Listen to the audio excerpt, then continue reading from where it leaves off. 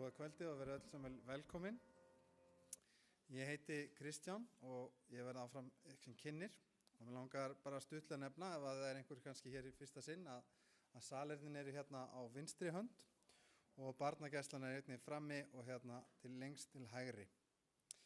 Þeir eru kannski búin að fá svona umslög með spurningum eða svona til að svara könnun. Hafa allir fengið svona blöð? Svo ég fór akkurat að þetta. Já, það alveg rétt. Það örugglega skortur á blýantum. Betri helmingurinn minn ætlar að sækja slíka, en við ætlum aðeins að halda áfram.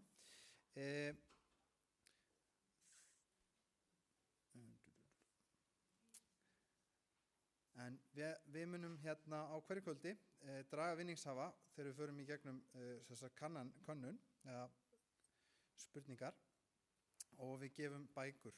Og bækurnar eru ætlaðar til þess að hvetja sérstaklega til frekari lestur á Biblíunni. Og þegar ég nefni Biblíuna, ef einhverjum vantar að fá Biblíu lánaða, þá eru Biblíur hérna aftast, bæði íslenskar og enskar og spænsku. Og þið með alveg gjarnan fá þær lánaðar. Á hverjum degi þá munið þið fá umslag, þetta umslag sem ég nefndi, ég ætla kannski að fá eitt hérna.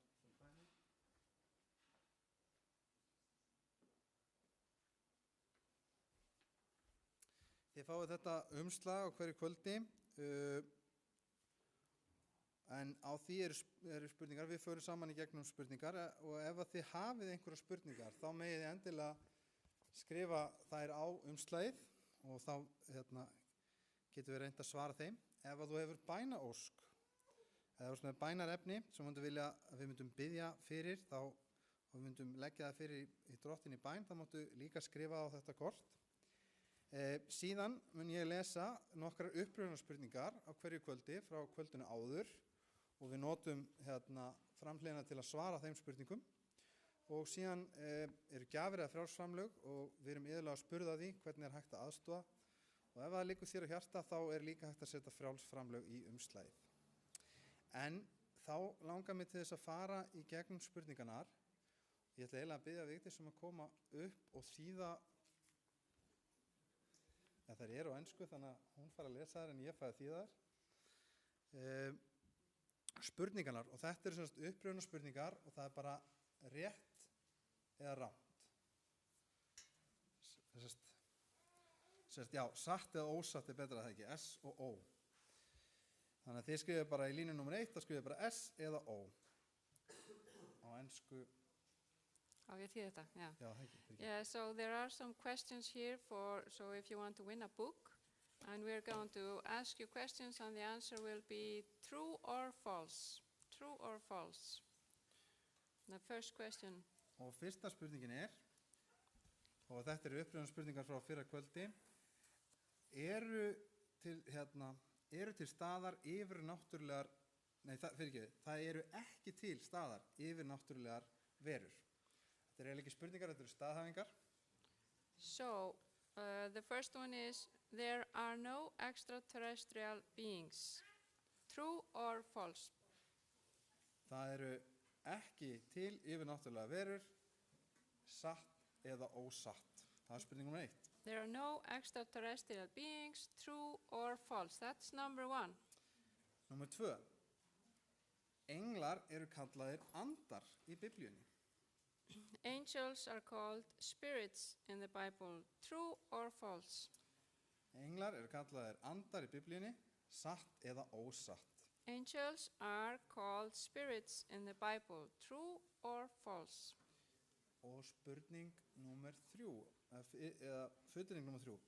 Fólk getur verið haldið illum öndum, satt eða ósatt. Number 3, people can be possessed by spirits. True or false? Fólk getur verið haldið illum öndum, satt eða ósatt. Number 3, people can be possessed by spirits. True or false? Nummer 4. Number Englar Guðs eru ávallt að verja Guðs börn. Satt Ja. eða ósatt. Number 4, God's angels are always protecting God's children. True or false? Englar Guðs eru ávallt að verja börn Guðs. Satt eða ósatt. Númer 4. God's angels are always protecting God's children. True or false? Og númer 5. No. Jésús getur frelsað þá sem eru haldir illum öndum. Number 5, Jesus can deliver those possessed by demons. True or false? Jésús getur frelsað þá sem eru haldnir djöflum eða illum öndum. Satt eða ósatt. Number 5, Jesus can deliver those possessed by demons. True or false? Fyrsta staðhæfingin er þannig, það eru ekki til neinar yfirnáttúrulegar verur. The number 1 is there are no extraterrestrial beings. True or false? Þarf að endurtaka einhverja aðra spurningu? Do you need to repeat some other? Number 2. 2, já. Englar eru kallaðir andar í Biblíunni. Angels are called spirits in the Bible. True or false? That's number 2.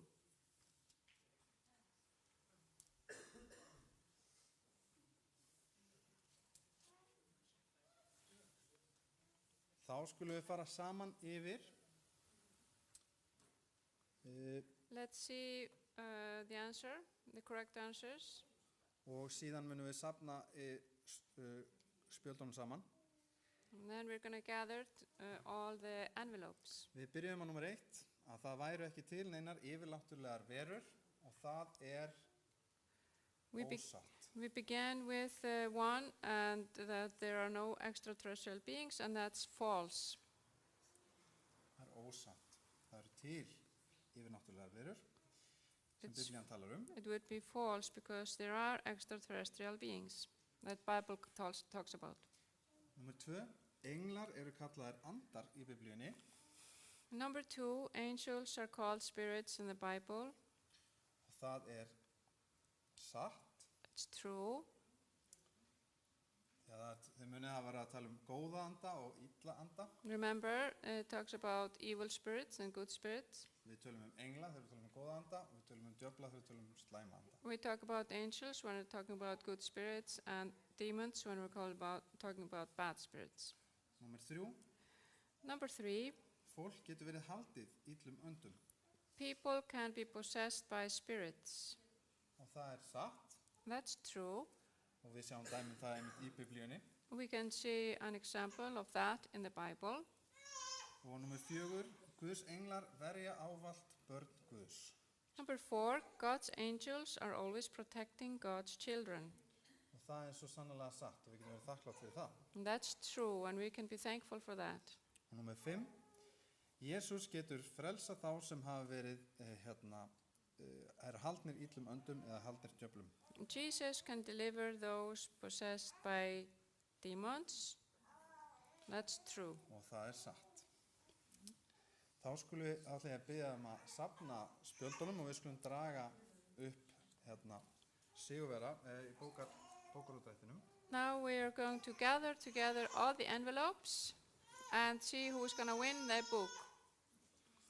I was thinking about, is anyone that could translate over to Spanish? Yes.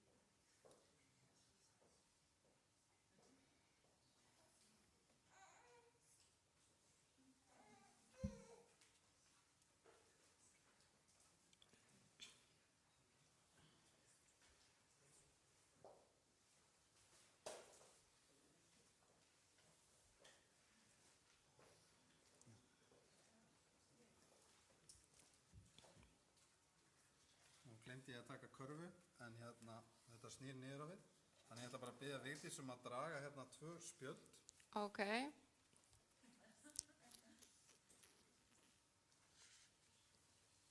Hérna kemur 1 spjald, gjör svo vel.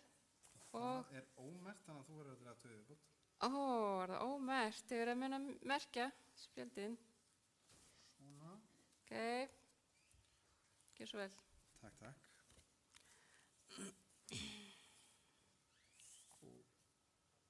Já, ég verð að segja það, ég glemdi að taka sérstaklega fram, það væri mjög mikilvægt að merkja þau.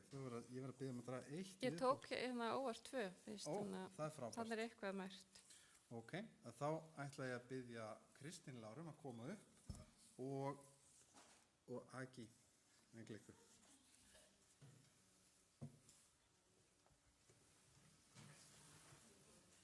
Og þær fá hér 2 góðar bækur. Veginn til Krist. Hvað er Kristín Lárum? Hún var að fara fram. Hún fær hérna deilu með. Við látum hann að fá, já, þú varst að vinna. Og Kristín Lárum, hún fær deiluna miklu sem að við vorum svolítið að fjalla í fjall.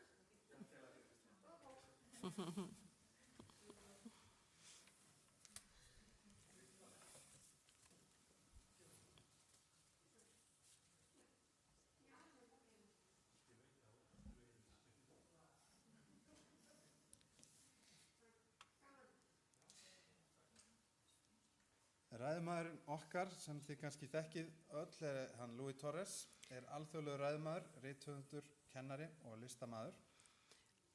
The lecture today is, hvar varstu? Já, þið þekkið fyrirlesaran í dag sem heitir, you know that our preacher today, Louis Torres, he is a speaker, he is an author, he is a teacher, he is an artist. Og hefur rannsakað bæði ritningarnar og kennt síðastliðin 45 ár. And he has investigated and taught the teachings of the Bible for 45 years. En áður en hann var kristinn að þá var hann 8 árum í skemmtanabransanum. But before he became a Christian, he was 8 years in the show business. Og þar kom hann fram með hljónsveitum eins og The Vampires og velþekktu hljónsveitarnar Bill Haley and the Comets. And there he would play with very well-known bands, like the band Bill Haley and the Comets and the Vampires. Og hann mun gefa okkur sérstakt innsýni inn í spádóma Biblíuna. And he will give us a good insight into the prophecies of the Bible. Og það er okkur heiður að hafa hann með okkur hér á Íslandi til að deila með okkur orði Guðs enn á ný. And it's a great honor for us to have him here, and he's going to share the word of God with us. En áður en við hlýðum á tónlistaratri að þá ætlum við að lúta höfði í bæn. Let's now pray. Kæri himneski Faðir, við biðjum þig að blessa þessa stund og vera með öllum þeim sem eru hér komnir í dag. Dear Heavenly Father, I want to thank you for us being here today. Biðjum að vera með öllum þeim sem að kunna vera á leiðinni eða eru að hlusta á útsendinguna. And I want to ask you to be with everybody that is on their way or that are listening in the internet. Kæri Faðir, við biðjum þig að blessa ræðumanninn alveg sérstaklega. Please bless in a very special way the speaker Og einnig okkur og gefa okkur ríkulega þínum heilan anda. and us. May you give us your Holy Spirit. Við biðjum þess í Jesú nafni. In the name of Jesus Christ. Amen.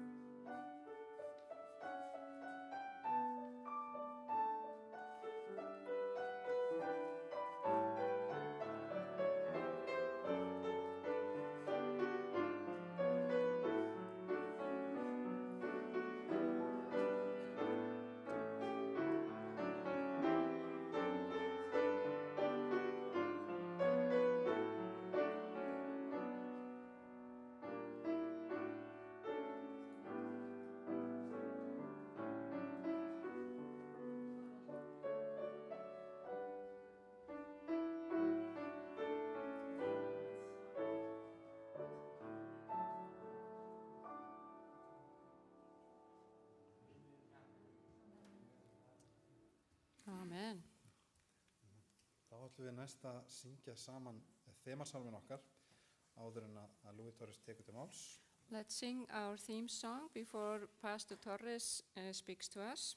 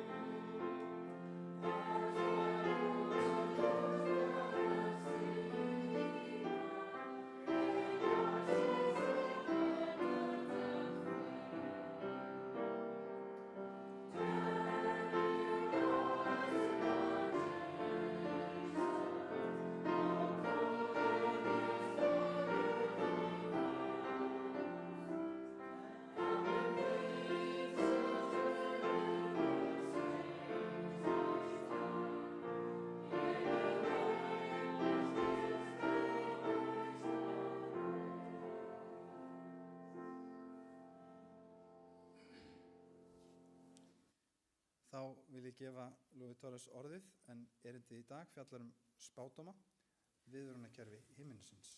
Now I want to invite Pastor Torres to come up here to have to preach to us about the prophecy, Heaven's Alarm System. Thank you, sir. Good evening. Góða kvöldið. Can you hear me okay? Heyrið þið vel í mér? Yes? I can hear me, but can you hear me? Ég heyri ekki í mér, heyri þið í mér? ¿Me escuchas?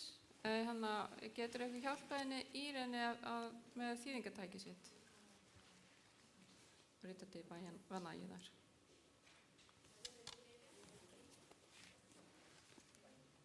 Ég veit bara.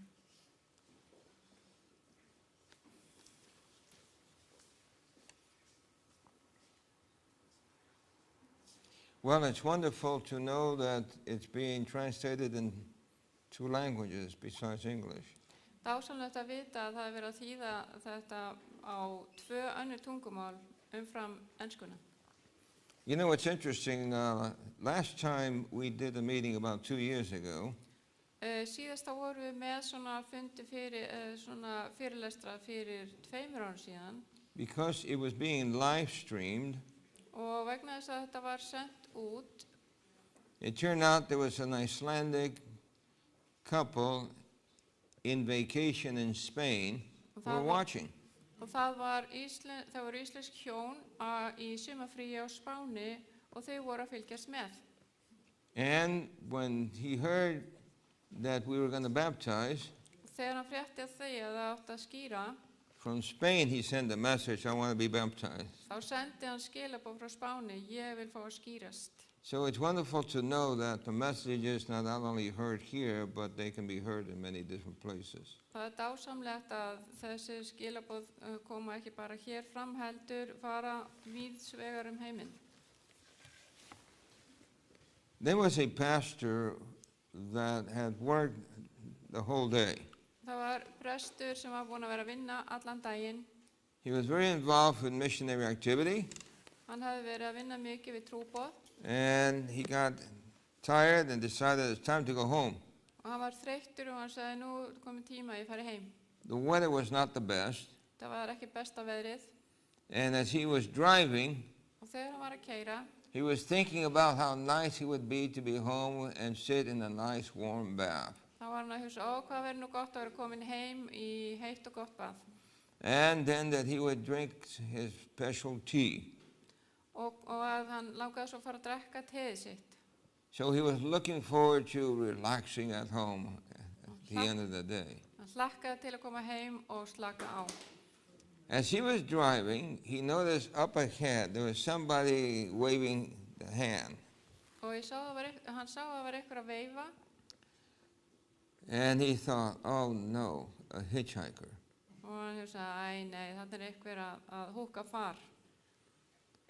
Normally he thought he would stop, but this time he was too tired. Og venjulega hefði hann nú bara stoppað, en núna var hann svo þreyttur. So he decided that he had already done enough missionary work throughout the day. Og þá er svona, ég er búin að gera svo mikið trúboð í dag. Somebody else could pick him up. Það er einhver annar sem þarf að taka hann í bílinn sinn í þetta. But he noticed that as he got closer, the man became more frantic, raising two hands. En svo þegar hann kom nær þá sá hann að maðurinn var örvæntingafullur og var með báðar hendur upp í loft og var að veifa. And he thought he's desperate because of the bad weather. He wants to get a ride. Hann er örugglega örvæntingafullur vegna þess að það er svo leiðilegt veður og hann vill fá far með einhverjum. But I'm not stopping. Og ég ætla ekki að stoppa. As he kept on going, he noticed that the fellow was a big, big black person. Og þegar hann kom nær þá sá hann að þessi einstaklingu var mjög hávaxinn og hann var svartur. And he decided that he was going to let the person know that he wasn't not going to stop, so he put his high beams on. Og til að láta hann vita að hann myndi ekki stoppa þá sett hann á háljósin. And when he put his high beams on, the man's eyes began to glow. Og þegar hann setti háljósin á þá byrjuðu augun á manninum að skína. That got the pastor more nervous Og þarna var presturinn ennþá áhyggjufullari and thought, he's up to no good. og hann hugsaði að hann er örugglega að fara að gera eitthvað slæmt. So he decided to accelerate so that that person could understand that he was not going to be stopped. Og þannig að hann ákvað að gefa í og gefa það í skyn að hann myndi ekki stoppa. But rather than the man jumping out of the way, the man jumped in the way. Og í stað fyrir að maðurinn myndi fara frá bílnum þá hoppaði hann fyrir bílinn. And he had to come to a stop. Og hann varð að stoppa. Now he was not afraid, he was upset. Nú var hann ekki hræddur, hann var bara reiður. And he opened up the door and said, "Get out of my way." Og hann opnaði dyrnar og sagði, komdu í burtu. And the man said, "Mister, the bridge is out." Og þá sagði hann, heyrðu herra minn, brúin er ónýtt. He said, "What?" Og hann sagði, ha? "Mister, the bridge is out." Og hann sagði, brúin er ónýtt.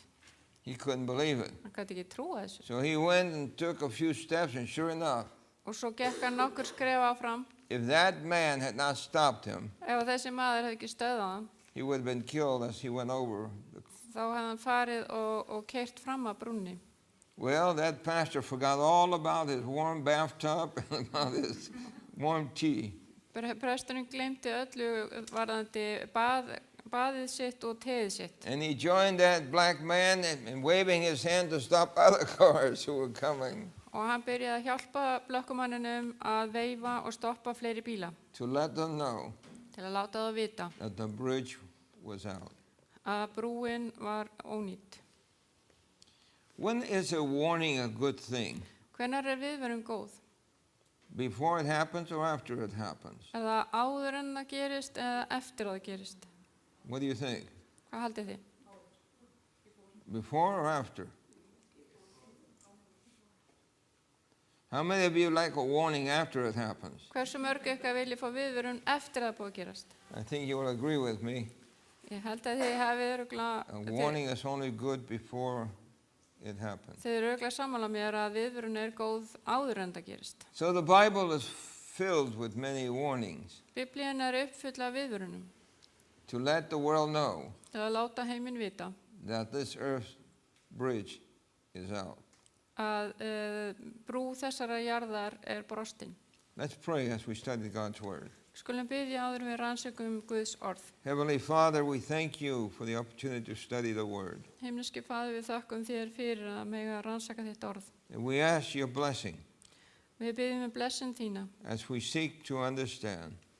við leitumst við að skilja. In Jesus' name, Í nafni Jesú. amen. Amen. Jesus had said to his disciples, Jesús hafði sagt við lærisveina sína. "And now I tell you before it happens." Ég mun láta ykkur vita áður en það gerist. That's what it means, before it comes to pass. Áður en það gerist. That when it does come to pass, or when it does happen, Þannig að þegar þetta gerist, you might believe. það þið megið þá trúa. Interesting. Áhugavert.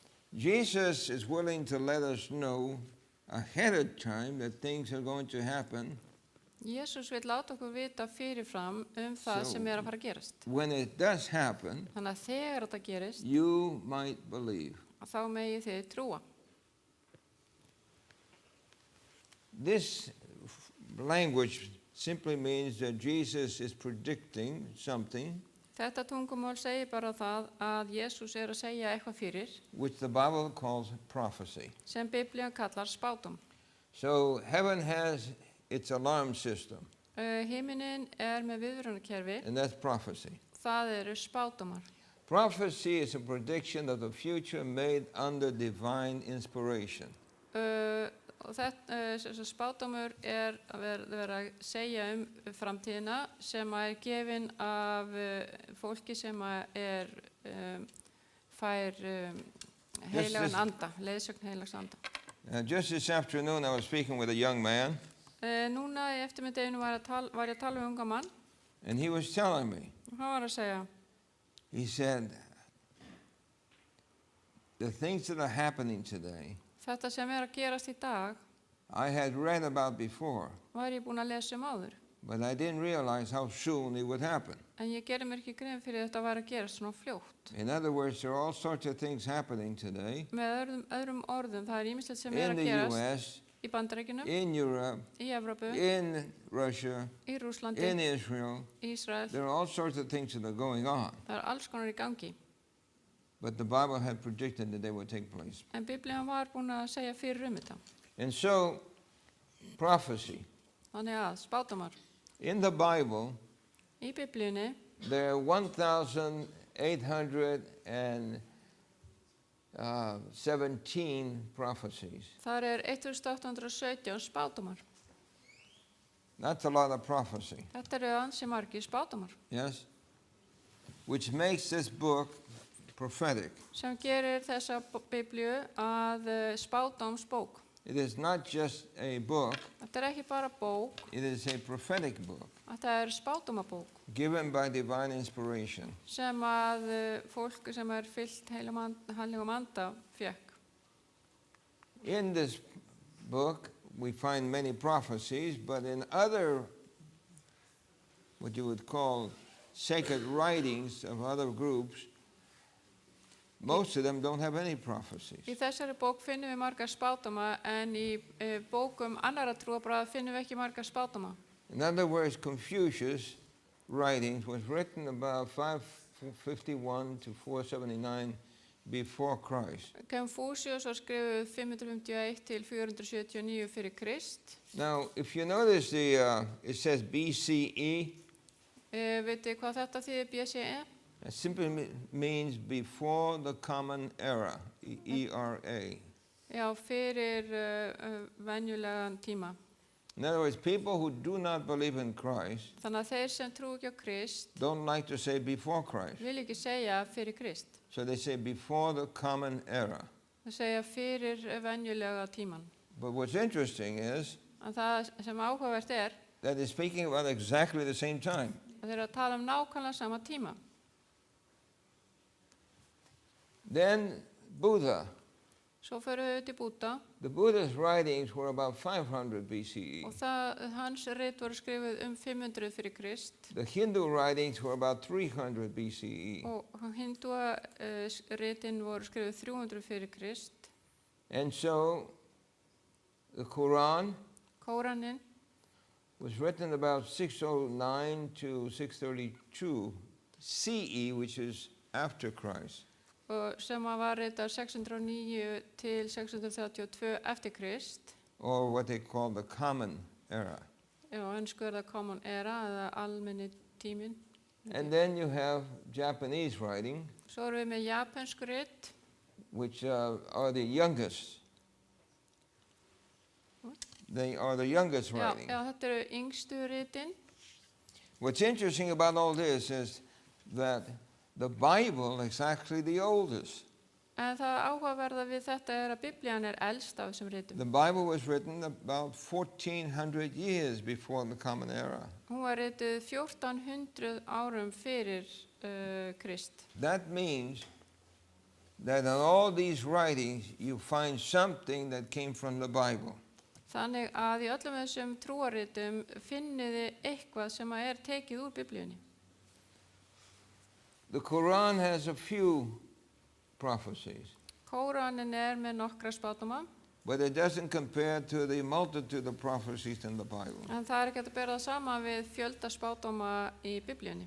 So the Bible then was written about 1400 before Christ. Biblían var skrifuð 1400 fyrir Krist. That's the writings of Moses. Það að segja rit Móse. And then the last book of the Bible is written in 96, which is Revelation. Og svo síðasta bók Biblíuna var rituð 96 eftir Krist, sem Yeah, Opinberunarbókin. So there's a span of 1500 years. Þannig að þið sjáu að hún skrifuð á 1500 árum. However, En samt sem aður, even though it's spread out that far, þó svo að hún skrifað á svona lengum tíma, as you read the Bible, þegar þið lesið Biblíuna, it doesn't sound like many different people wrote it. þá hljómar ekki eins og margir hafi ritað Biblíuna. It always sounds like it was written by one author.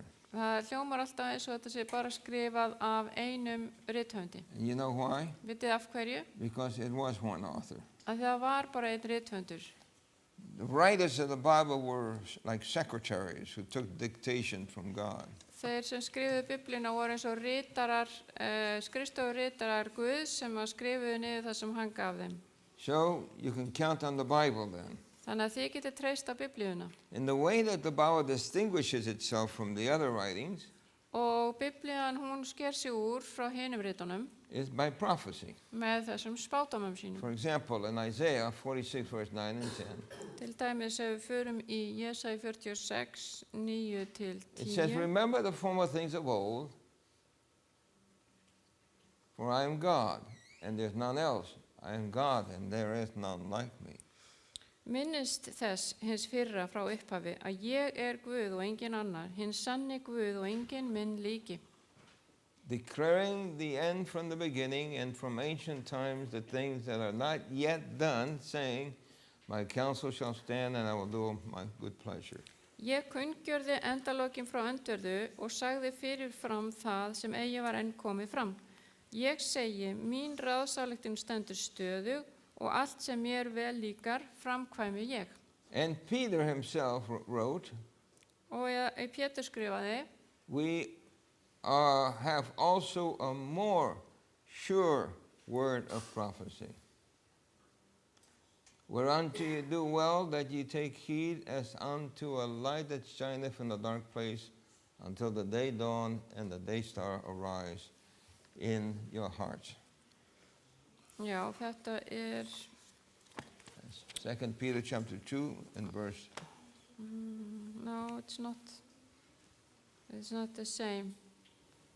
Já, við erum allavega, ég reynir bara því þetta svona, við erum með orð spádómanna sem að gott að hlýða á, alveg eins og ljós sem skín í myrkrinu þar til að dagurinn kemur og þessi stjarna rís í hjörtum ykkar. Okay, so we have a more sure word of Þannig að við erum með prophecy. orð spádómanna sem að hægt að treysta á. As we continue, Ef við höldum áfram, then the question is, what is the theme of the Bible? hvert efni þema Biblíunar? Who is the center of the Bible? Hver miðdepill Biblíunar? The scripture says that Jesus is the center of the Bible. Og Biblían segir að Jesús miðdepill Biblíunar. So let's look at a few passages. Við skulum aðtóa hérna nokkur vers. In Revelation chapter 1, Við förum í Opinberunarbókina kapla 1, verse 8, vers 8.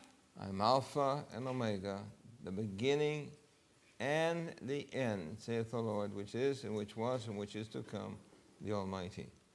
Ég alfa og omega, segir Drottinn Guð, hann sem og var og kemur, hinn alvaldi. Now notice it says that he is the beginning Sjáu þið, hann upphafið and the end, og endurinn. which means then Það þýðir that we should find Jesus in the beginning of the Bible að við ættum að finna Jesú í byrjun Biblíunar and we should find Jesus in the end of the Bible. og líka í lok Biblíunar. Let's see if that's correct. Skulum aðtók hvort þetta sé rétt. Because most people believe that the Old Testament is of the Jews and of the Father, and the New Testament is of Christ and of the Christians. Af því að margir segja að faðirinn sé í Gamla testamentinu og hann sé Guð í gyðinga og Jesús sé í Nýja testamentinu og það sé Guð hinna kristnu.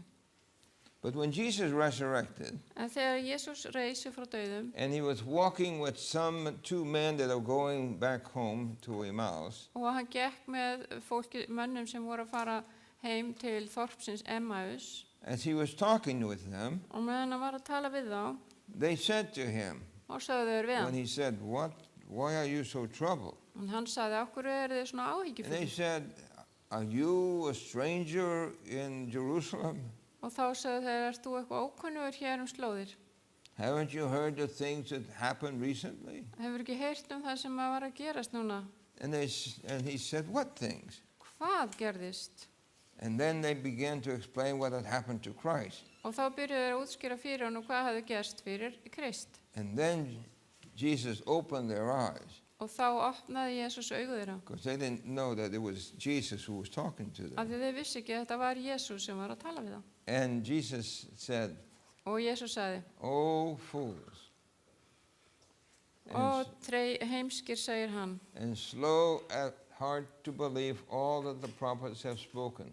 og tregir í hjarta til þess að trúa öllu því sem spámennirnir hafa talað. And then he said, ought not Christ to have suffered these things and to enter into his glory? Og svo sagði hann, átti ekki Kristur að líða þetta og ganga svo inn í dýrð sína? In other words, Með öðrum orðum, don't you understand skilur þú ekki that what happened to Christ had been foretold before it happened? að það sem gerðist fyrir Krist var búið að segja fyrir að myndi gerast? Not only that he would be crucified, but that he would go to the glory. Ekki bara það að hann krossfestur, heldur hann líka gjörður dýrlegur. So I remember a young man that I was interested in. Ég var mann eftir ungu manni sem að ég beindi athygli minni að He decided that he didn't want to hear any more about the Bible. og hann ákvað að hann vildi ekki heyra neitt meir Biblíuna. So he moved away.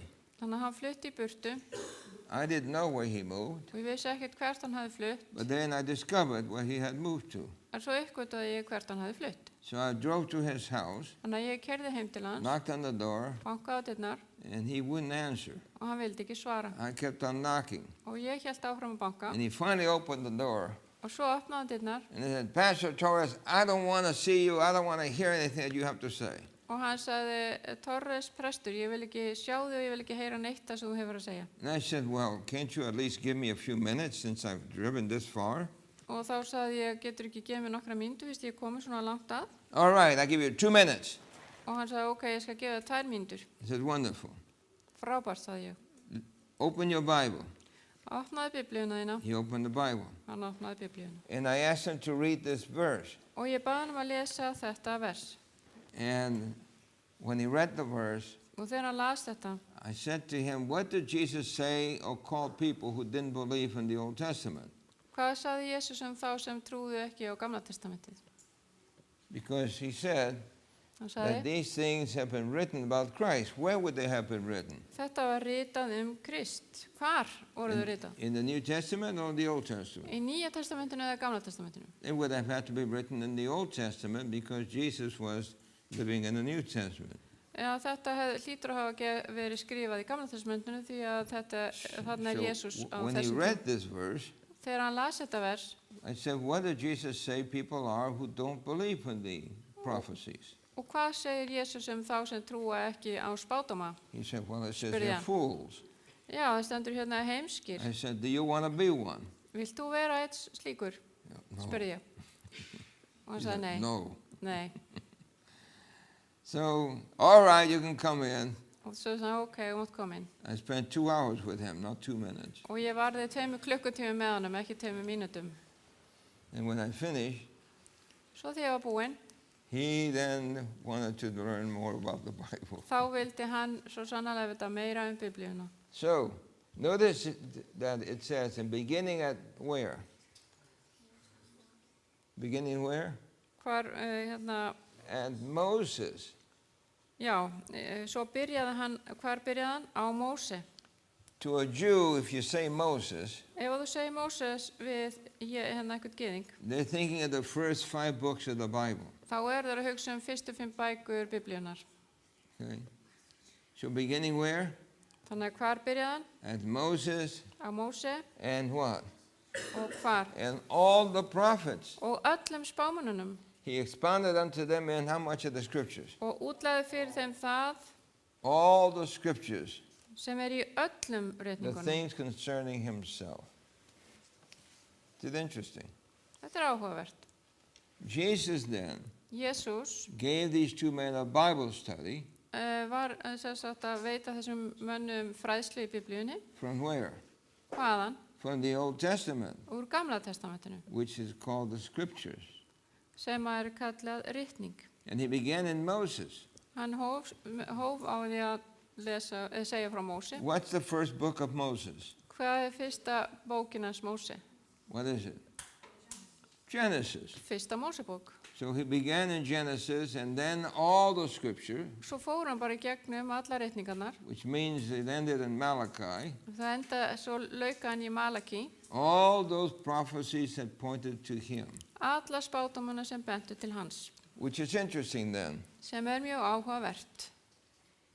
It says to give, and to him give all the prophets witness, to Jesus, that through his name whosoever believeth in him shall receive remission of sins, the removing of sins. Honum bera allir spámennirnir vitni að sér hver sem á hann trúir fái fyrir hans nafn fyrirgefningu syndana.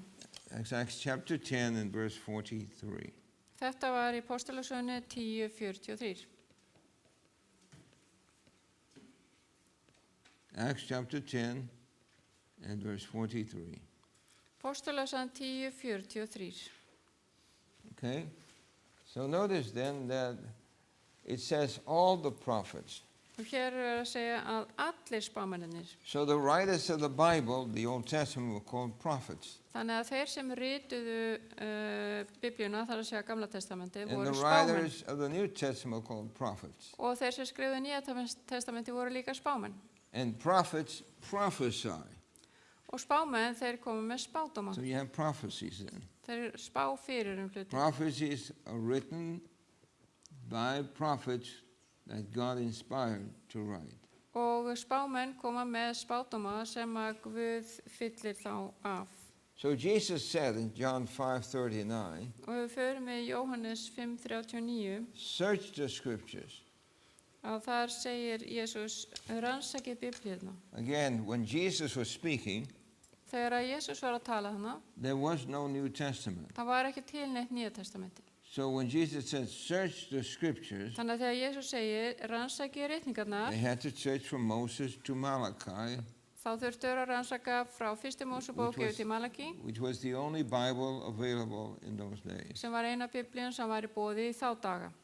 So search them, Rannsakið, for in them ye think ye have eternal life, því í þeim hyggist þér eiga eilíft líf. and they are they which testify of me. Og það eru þær sem vitna mig.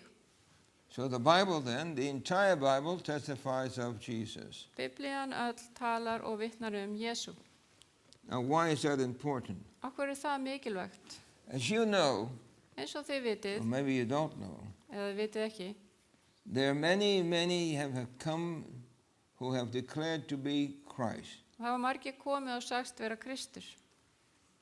Right now, there are people who claim to be Christ. Eins og þá fólk sem að segist vera Kristur. There's a man in the Philippines who has a large following. He claims to be Christ. Það maður á Filippseyjum sem að með marga áhangendur og hann segist vera Kristur. In Japan, Í Japan, in India, Indlandi and in America, Og í- there've been several who have Og claimed ba- to be Christ og or í Jesus. Bandaríkjunum.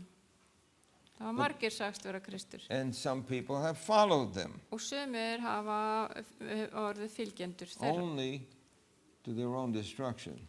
Bara til þeim til eyðileggingar. So why is it important to know who the true Jesus is? Okkur það mikilvægt að vita hver hinn sanni Kristur Because it's only one that can save you. Því það bara einn sem getur frelsað þig. And who is that? Og hver það? Jesus. Það Jesús. But you have to find the true Jesus. En þú þarft að finna hinn rétta And Jesús. how can you tell the difference? Og hvernig veistu munin? Well, with prophecy. Það með spádómum. With what? Með hverju? Prophecy. Spádómum. Okay. Here's a picture of many who have claimed to be the Christ. Hér mynd af mörgum sem hafa sagst vera Kristur. Did you know there were that many? Vissuð að það voru svona margir? It's quite a list, isn't it? Þetta aldrei mikill listi. And so, since there's so many, Þar sem þeir eru svona margir and Jesus warns us that there would be false Christs, og við að það myndi vera til falskristar, then how can you be sure þá hvernig getur maður verið viss with prophecy? með spádómum? So let's look at some of those prophecies. Nú skulum við skoða aðeins þessa spádóma. In the Old Testament, Í Gamla testamentinu there are over 300 prophecies specifically speaking about the Christ. þar 300 spádómar sem að tala sérstaklega Krist. How many? Hvað margir? 300. 300. There are actually 333. Það eru reynda 333. So let's look at these. Nú skulum við skoða þetta. I'm not going to look at all of them for you Ég ætla ekki að fara yfir alla með ykkur. because we will be here until midnight. Þá myndum við vera hér til miðnættis. So we'll look at a few. Skulum við aðtóa nokkra. First of all, we said that you can find Jesus in the beginning. Eins og ég sagði þá getum við fundið Jesú frá upphafi. Because in Revelation he says, I am the beginning and the end. Því í Opinberunarbókinni segir hann ég upphafið og endurinn. So with what words does the Bible begin? Og með hvaða orðum hefst Biblían? In the beginning. Í upphafi. All right?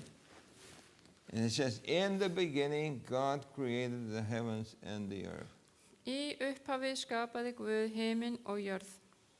In the New Testament, in John chapter 1, Í Nýja testamentinu í Jóhannarsa we Guðspjalli find the same three words. í fyrsta kafla sjáum við sömu orð. In the beginning.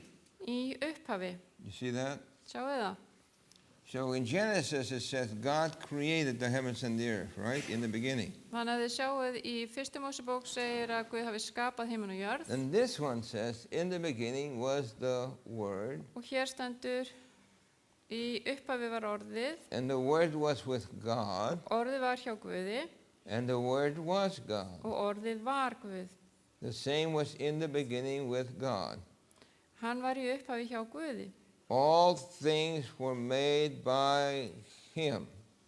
Allir hlutir urðu fyrir hann. Who is Him? Hann hvern? The Word. Orðið. Who's the Word? Hver orðið? Jesus. Jesús. Okay.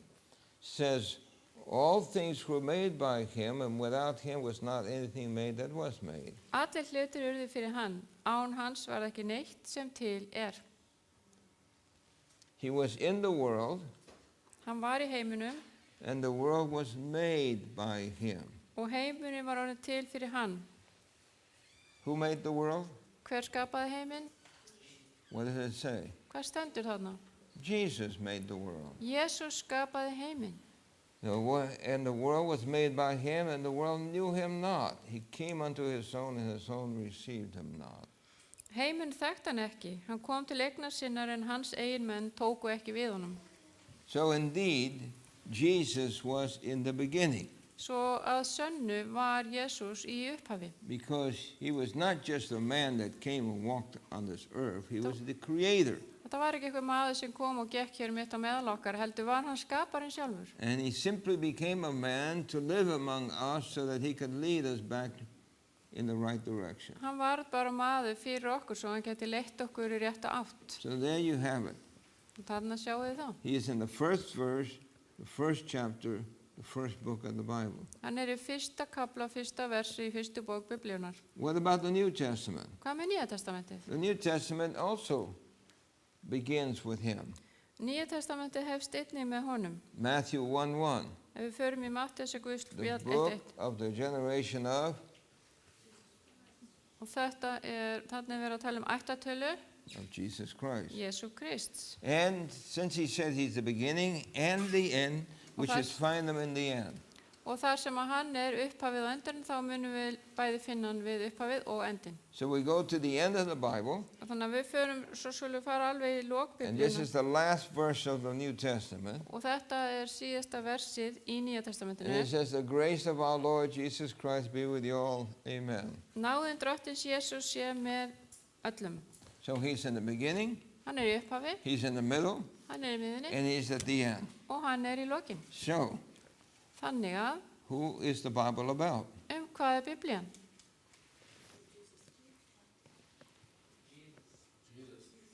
Who? Hvern? Ken? The Bible is about Jesus. Biblían Jesú.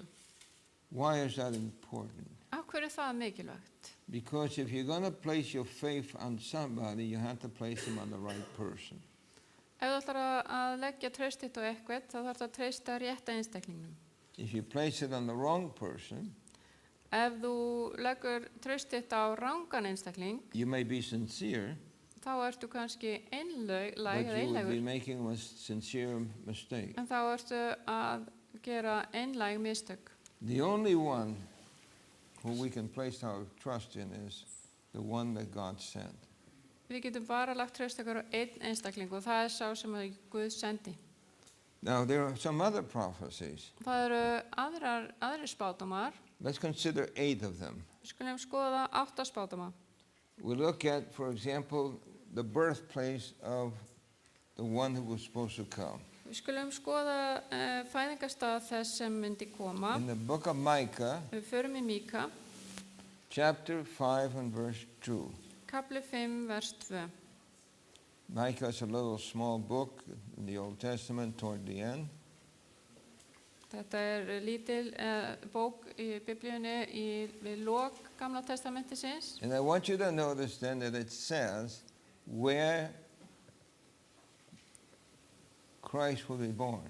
Ég vil að þið taki eftir því að það kemur fram hvar hann myndi fæðast. And you should know this, Þetta eitthvað sem þið þurfa að vita. that the book of Micah was written about 500 years before Christ. Bókin Míka var skrifuð 500 fyrir Krist. So then, going forward, Og svo þegar við förum áfram, it says that he was supposed to be born where? hvað stendur að hann að fæðast? In Bethlehem, Í Betlehem, which simply means the house of bread. sem þýðir brauðhúsið. Was he born in Bethlehem? Fæddist hann í Betlehem? Well, in the book of Matthew, chapter 2, verse 1, Ef við förum í Matteusar Guðspjall kapla 2, vers 1, Jesus was born in Bethlehem. þar kemur fram að Jesús var fæddur í Betlehem. So let me ask you a question. Nú ætla ég að spyrja ykkur einna spurningar. If you claim to be the Christ, Ef þú segist vera Kristur, where must you be born? hvar þarf þú að hafa fæðst? Bethlehem. Í Betlehem. So, Þannig að the Filipino, maðurinn frá Filipsheim, was he born in the right place or the wrong place? fæddist hann á réttum stað eða röngum stað? He was born in the wrong place. Hann fæddist á röngum Therefore, stað. he could not be the Christ. Þess vegna gat hann ekki verið Kristur. What about the one in India? Hvað með þennan frá Indlandi? Born in the wrong place. Fæddist á röngum stað. Do you understand? Skiljiði? God specifically identifies identifying marks so that you can put your faith on the right person that can save you. Guð setur svona kennimerki þannig að við getum lagt traust okkar á frelsarann. So he's born in Bethlehem. Hann fæddist í Betlehem. Then it says he would come as a lamb. Svo stendur að hann muni koma sem lamb. And when John the Baptist saw him, Og þegar að Jóhannes skírari sá hann, John said, þá sagði Jóhannes, "Behold the Lamb of God." sjá lamb Guðs. And Peter wrote, Og Pétur skrifaði, "But with the precious blood of Christ of a lamb." með dýrmætu blóði Krist sem blóð lambs. So Jesus came as a lamb. Þannig að Jesús kom sem lamb. Then it says in Psalms 41, which was written 1,000 years before Christ, Og það stendur í sálmunum sem var skrifað 1000 árum fyrir Krist that he would be betrayed að hann myndi vera svikinn by a friend. af vini. So that's 1,000 years before it happened. 1000 árum áður en það gerðist. Now, what are the chances that any human being can predict 1,000 years from now what's going to happen? Hver eru líkurnar á því að eitthvað geti spáð fyrir slíkt 1000 árum áður en það gerist? How many of you can predict what's going to happen 1,000 years from now? Hversu mörg eitthvað geti spáð fyrir hvað gerist eftir 1000 ár?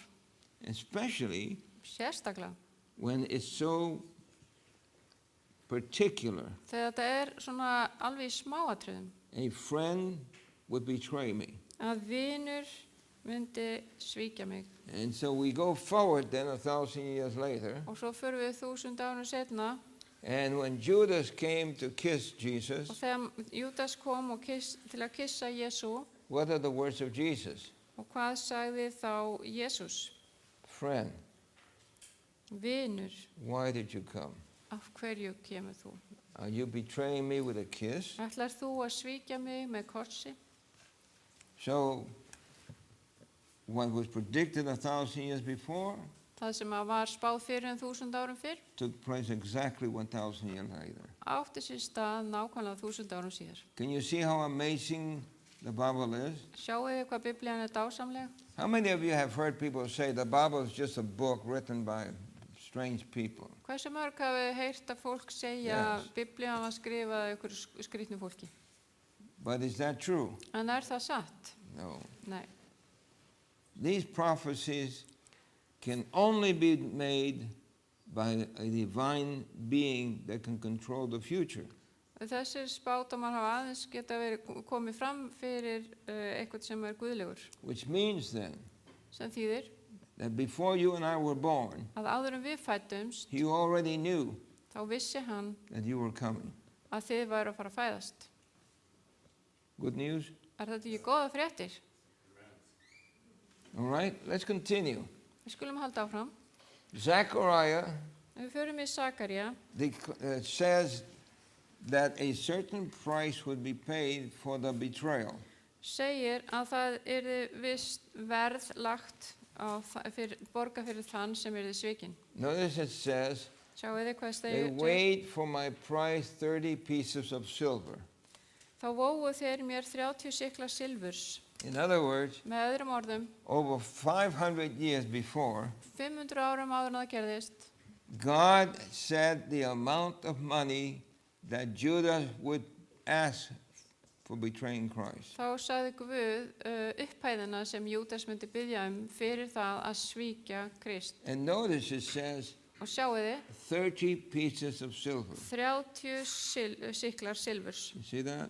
Sjáu þið það? So, going forward now, Og við förum svo tilbaka to í Matthew 26, Mattheus 26. it says Þar stendur, that Judas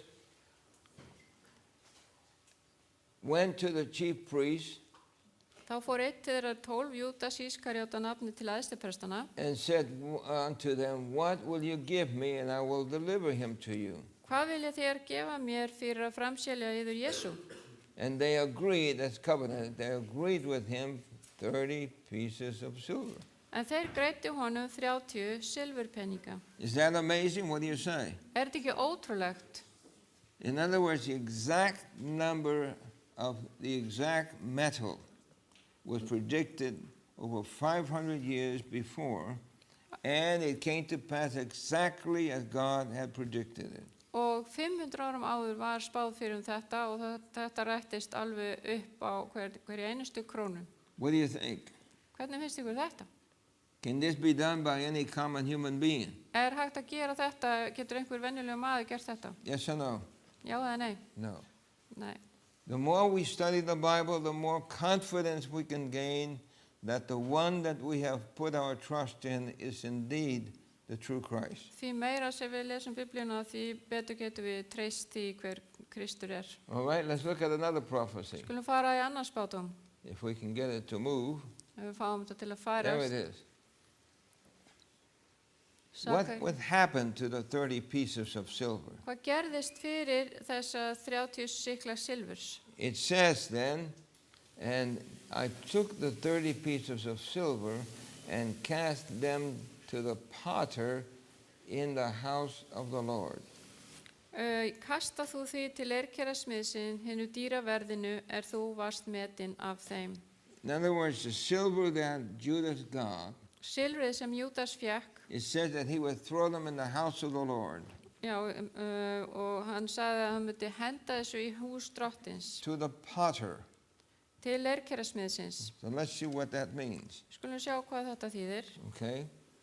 In Matthew 27, verse 5 and 7, Matthíasar Guðspjall 27, 5-7. it says that Judas cast the pieces of silver where? Það stendur að Júdas fleygði silfrinu hvert? In the what? What is another word for temple? Inn í mustarið, The house of the Lord. inn í hús drottins. Then he unfortunately went and hung himself. Því miður þá fór hann og hengdi sig. And what did they do? What did the priest do with those 30 pieces of silver? Hvað gerðu svo æðstiprestarnir við þetta silfur? They bought with them the potter's field to bury strangers in. Og þeir keyptu leirkerasmiðs akur. So exactly what the Bible had predicted Nákvæmlega það sem Biblían hafði sagt fyrir was done. var gert. Now you have to ask the question, Maður þarf að spyrja sig, were those Jews reading the Bible to find out what they were supposed to do and then did exactly what they were supposed to do because they read it? haldið þið að gyðingarnir hafi lesið í Biblíunu hvað átt að gera við þessar aðstæður svo þið myndi gera þetta svona? Yes or no? Já eða nei? No. Nei.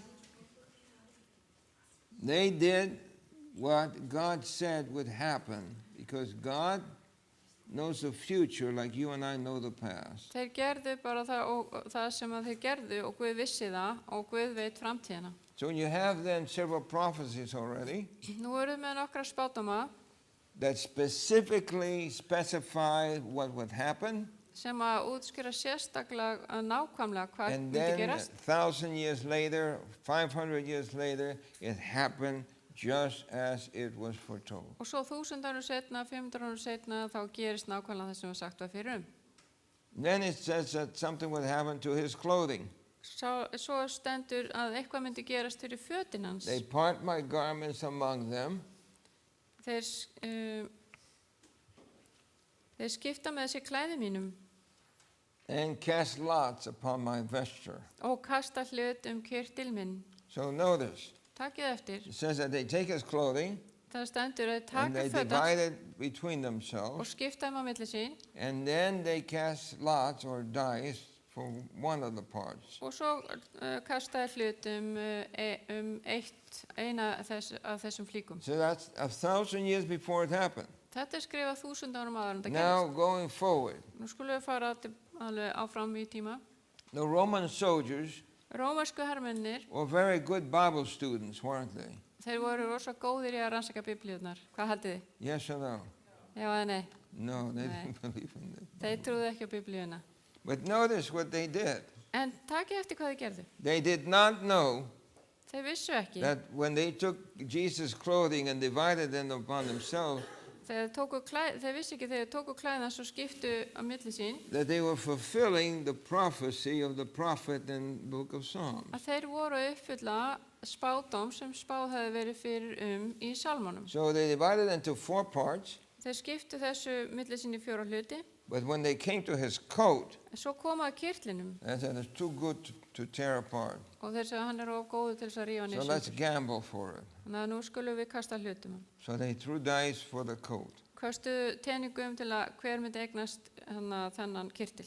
Precisely as God had said would happen to his son. Nákvæmlega eins og Guð var búinn að segja fyrir að myndi gerast fyrir son sinn. I hope that you are sensing Ég ætla að vona að þið finni nú that this is highly unusual, og þetta afar óvenjulegt.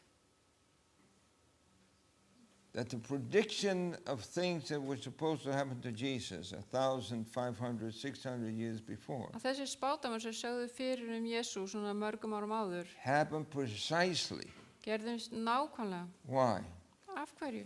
because af því að he was going to give his blood for you and for me. hann var að fara að borga fyrir okkur með blóði sínu. And God wanted to make sure Og Guð vildi vera að gera það alveg örugt that you would place your faith only on the one who would pay with his blood for you. að þið myndu bara leggja ekki að trausta á þann sem myndi borga fyrir ykkur með sínu eigin blóði. Because he Af því að hann was the genuine, the true var hinn sanni Christ. Kristur. Therefore, Þess vegna it strengthens our faith styrkir þetta okkar trú to know til að vita that Jesus specifically fulfilled all the prophecies, not just 8, að Jesús uppfyllti alla þessar spátum, ekki bara 8, 333 heldur prophecies. 333 Now spátum, that's an amazing number. sem þetta ótrúlega tala. Okay, so what does that mean? Hvað þýðir þetta? Let me skip this text because it says it cast lots for him. Förum að sé yfir þennan texta. The words that he would say Orðin sem að myndi segja were written voru rituð again in Psalms 22 1,000 years before. og var skrifað 1000 árum áður. My God, why hast thou forsaken me? Guð minn, hví hefur þú yfirgefið mig? Going 4,000 years later, Förum áfram með tíman in Matthew 27, í Matteus 27, as Jesus hung on the cross, þegar Jesús hékk á krossinum. what does he say? Hvað sagði hann þá? My God, why hast thou forsaken me? Guð minn, hví hefur þú yfirgefið mig? This could not be just chance. Þetta gat ekki hafa verið einhver tilviljun. This is specific fulfillment of the very words that Jesus would say Þetta when he er, was on the cross. þetta er uppfylling þess sem að nákvæmlega þessara orða sem Jesús myndi segja á krossinum. All right? Er það ekki? It even speaks about that his bones would not be broken.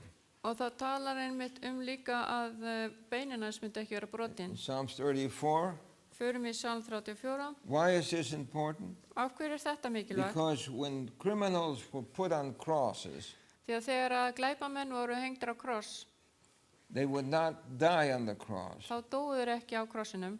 What they would do is they would take and break their legs, Og það sem var gert að fæturnir voru brotnir, eða and þeir to brutu á make fótinn, sure they died, til þess að vera alveg vissir að myndi then they degja. threw them over into what was called a garbage dump. Svo var þeim hent í einhvern ruslahaug.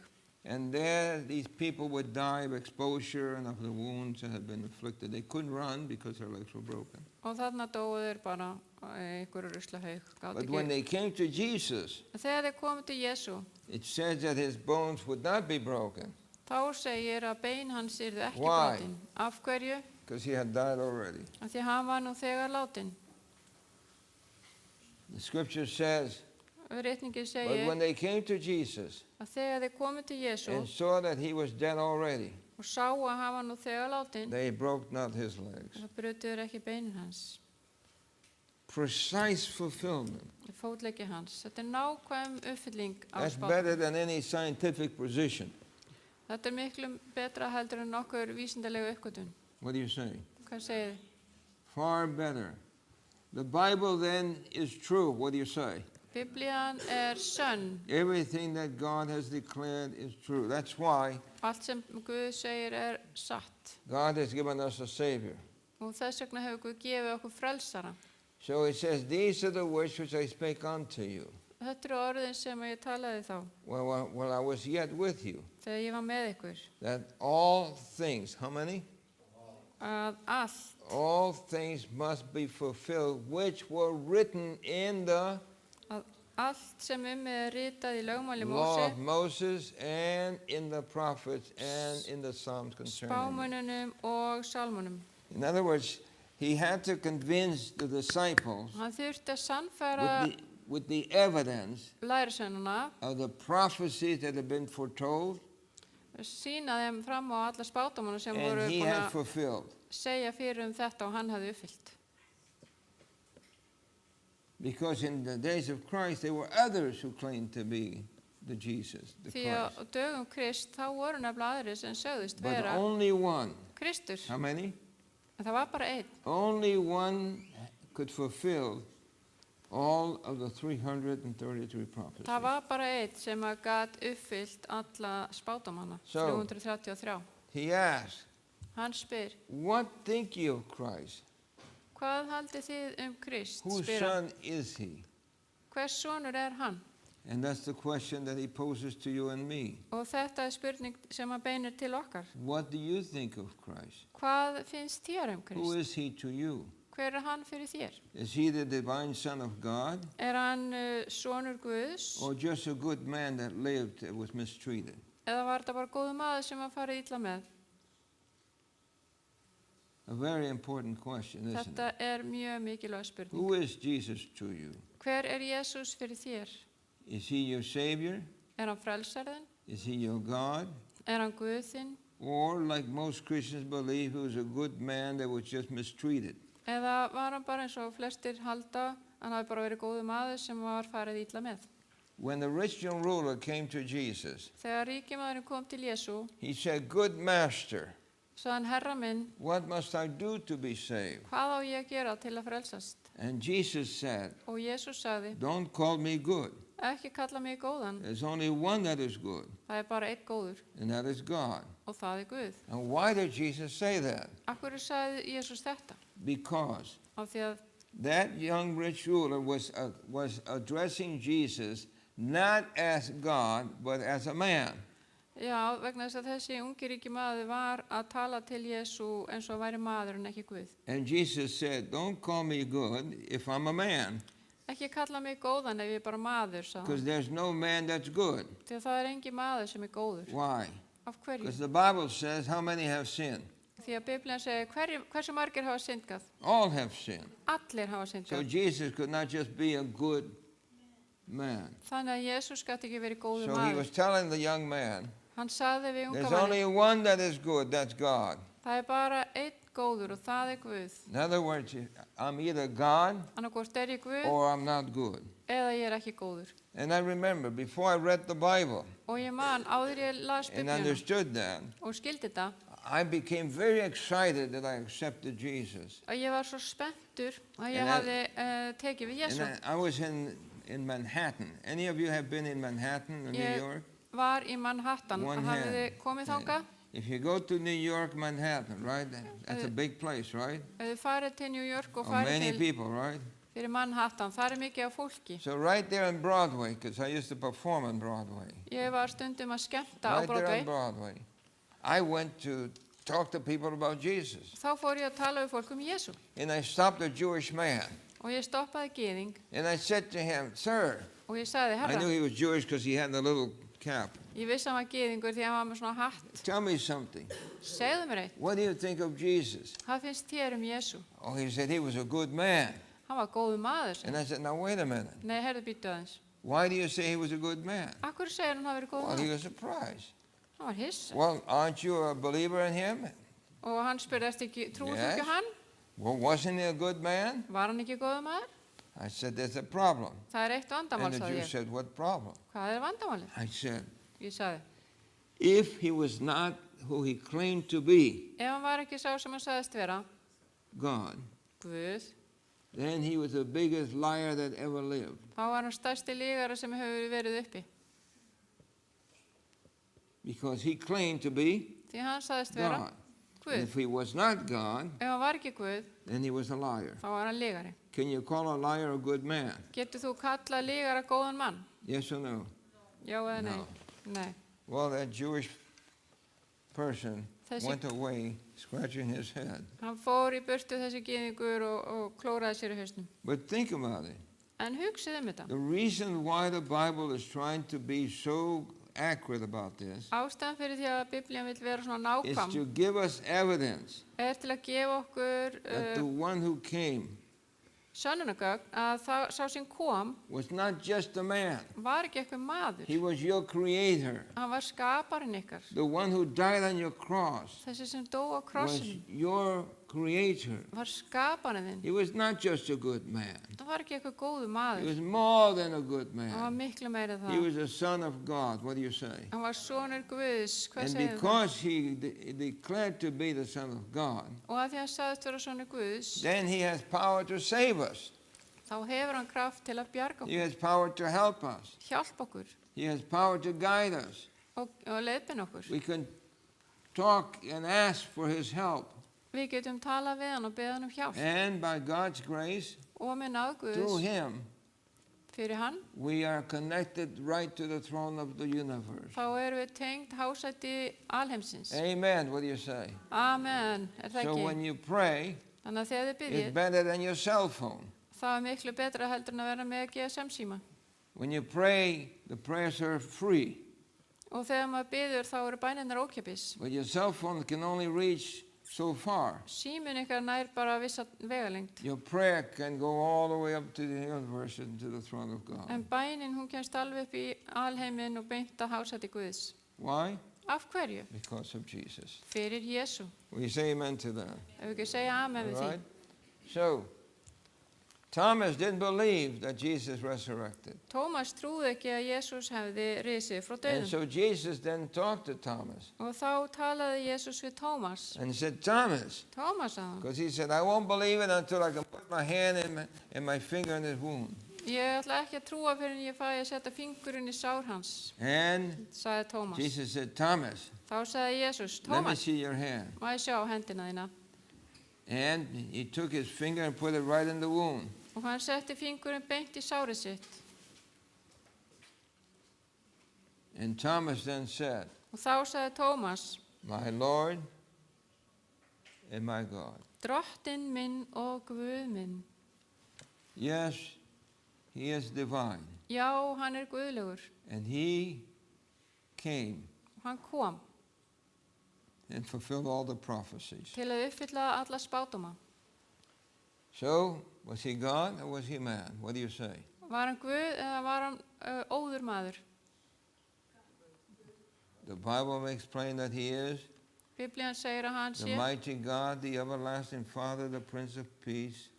hinn almáttigi Guð, prins friðarins He is all that he claimed to be. og allt sem hann segist vera. Now, just for you to understand Svo að þið skiljið, the chances that one person can fulfill just 8 prophecies, líkurnar á því að einn einstaklingur geti uppfyllt 8 spádóma, the probability, now we're dealing with science, nú erum við að tala vísindi og útreikning, the probability that one person can fulfill just 8 prophecies líkurnar á því að einn einstaklingur geti uppfyllt 8 spádóma would be one chance einn á móti in 10 to the 21st power. 10-21. veldi. Now, what does that mean? Hvað þýðir þetta?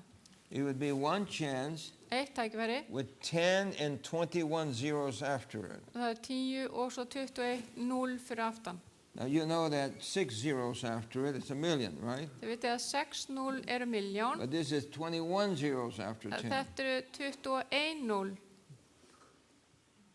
But listen, En vitið hvað? I covered 8, right? Munið, 8 spádómar. Then you go beyond that. En ef við förum frá það, For anyone to fulfill 48 prophecies en fyrir einn mann að uppfylla 48 spádóma would be one chance eins og einn á móti in 10 to the 157th power. 10 í 157. veldi. In other words, 10 with 157 zeros after it. Og þá það 10 með 157 núllum fyrir aftan.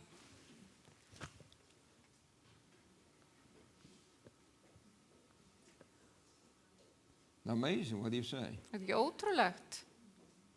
It's the same as, how many of you have been to Texas? Þetta eins og, hversu mörg ykkar hafa verið í One Texas? person, 2 persons, in fact, one young man lives in Texas and another Texas. He's Me? smiling. Me also. He's from Texas, okay.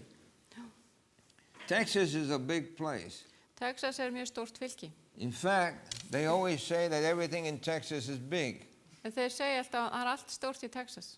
So they have big rabbits. Eru með stórar kanínur. They're not big like that, but they claim that they have big En rabbits. þeir segjast, þeir eru ekki svona stóra, en þeir segjast vera með stóra kanínur. Okay? So, one chance in 10 to the 157 power is the same as Og þannig að einn á móti 10-157. veldi you það sama. take one silver coin, Að þið takið eitt silfupenning, quarter, okay, kannski 1 And you krónu, mark that one, og þið merkið hann með exi, and you fill the whole state of Texas with this deep of silver coins. og svo fyllið þið allt Texas fylki með svona háum stapla peningum. Okay?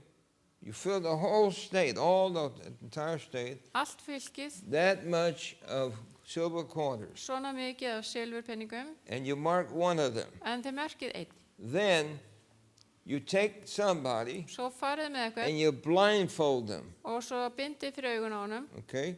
And you take that quarter and you throw it someplace there in the state of Texas, og svo hendið þessu peningi eitthvað þarna inn í Texas fylki. and then blindfolded, Og svo með lokuð augun they have one chance to find it. hafa þær einn sjens á að finna þennan pening. What's the possibility? Hver eru líkurnar að finna peningin?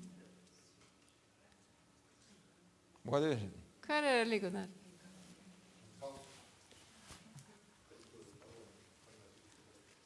No.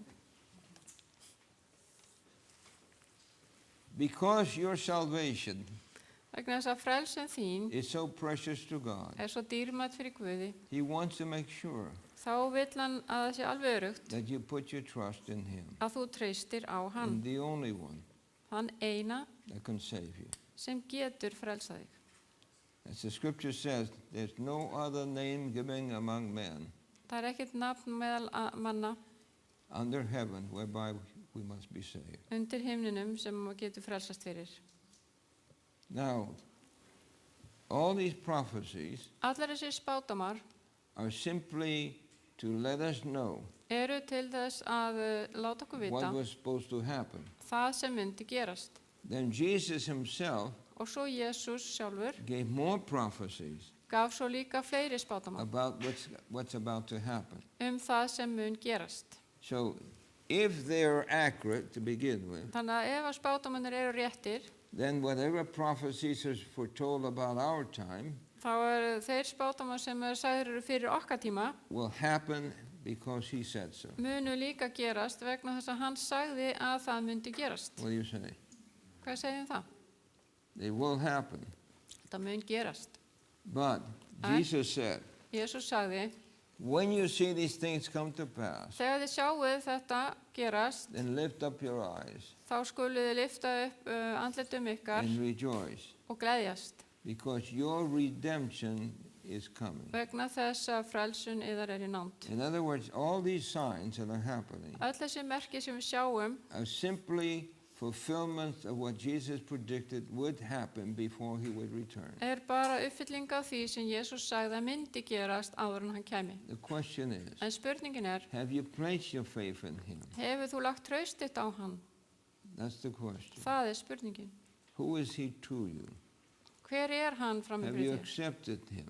Hefur þú tekið við honum Like Thomas, eins og Tómas? are you willing to say, my God and my Lord? Ertu reiðubúin að segja, drottinn minn og Guð minn? Is He your Lord tonight? Er hann drottinn þinn í dag?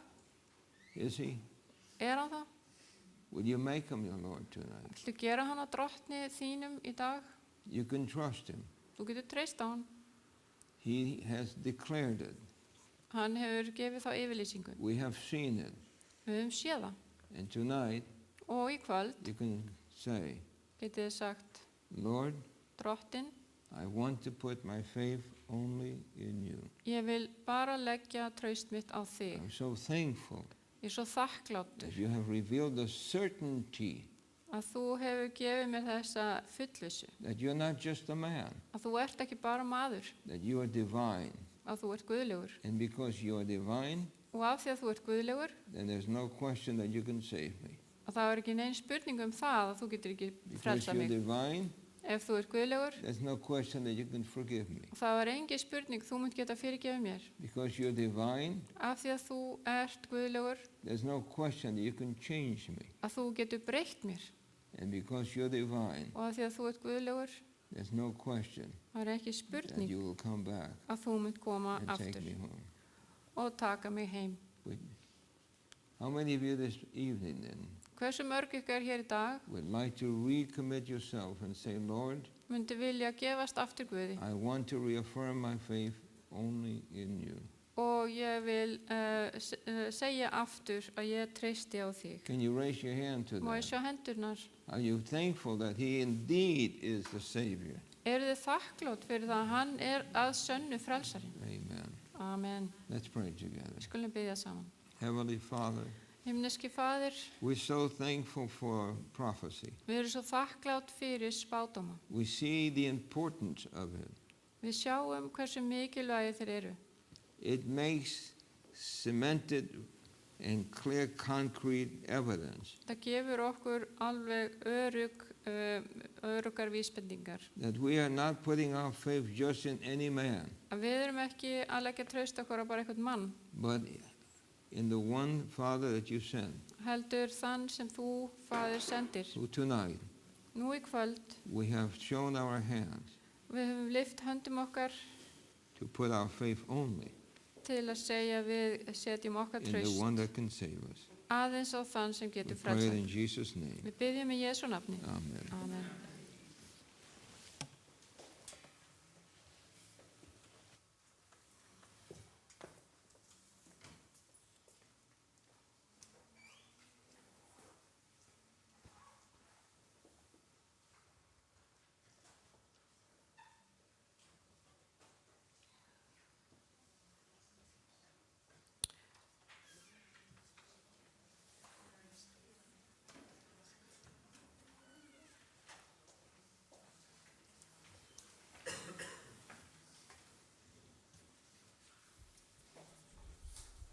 Kærar þakkir fyrir komuna í kvöld. Thank you for coming here tonight. Næsti fyrirlestur verður annað kvöld klukkan 7 Next lecture will be tomorrow at 7 o'clock. og hann mun fjalla björgun utan úr geim eða Rescue Out of Space. Það er fyrirlesturinn á morgun. That's going to be the title of tomorrow, Rescue Out of Space.